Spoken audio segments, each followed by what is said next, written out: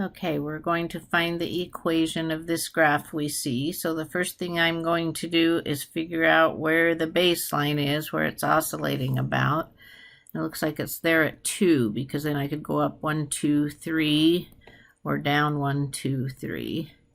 So my baseline is up 2, and my A is, well, my amplitude is 3, so let's put a 3 there. And now I'm going to find the period.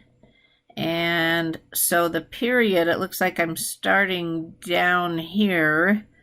And so if I go up and around until I'm back down there, that would be the period. Let me get this line off so I can see that. Looks like that would be pi.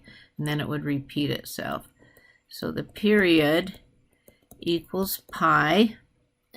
And if we were doing a sine graph, sine of 0 is 0. So we would want the sine at 0 to be 0 right here on the baseline, not 0 because the baseline's moved up 2, but we can see it shifted over by this amount. So my phase shift is pi over 4 because it's moved to the right. So phase shift is pi over 4. So I need to find omega from knowing the period, and I need to find phi from knowing the phase shift. So let's do that. Let's find omega. So we're going to take 2 pi over omega, and that equals the period, and the period here is pi. So let's go ahead and multiply by omega and divide by pi. So omega, and the pi's will cancel, is 2. So we've got omega, and that's 2.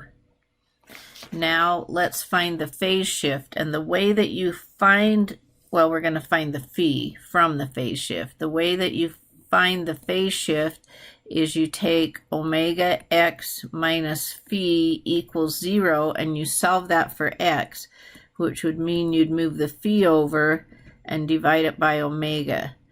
So that's the phase shift. And so that has to equal what we found the phase shift was, which was pi over 4.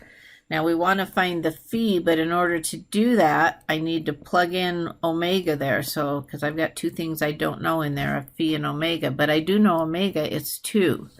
So let's put that in. Omega's 2, we'll put that in right there and put a 2. And now let's solve this for phi, and we will have the phi, and we can build the whole equation.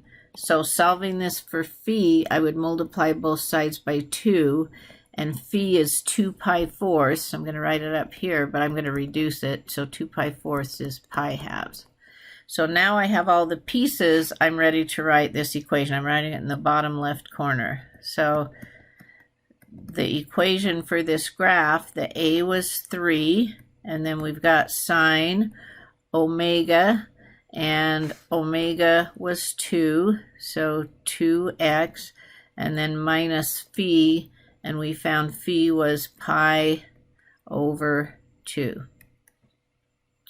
So then we need to put on our vertical shift, which was 2, so plus 2. So I put in all the pieces for this graph.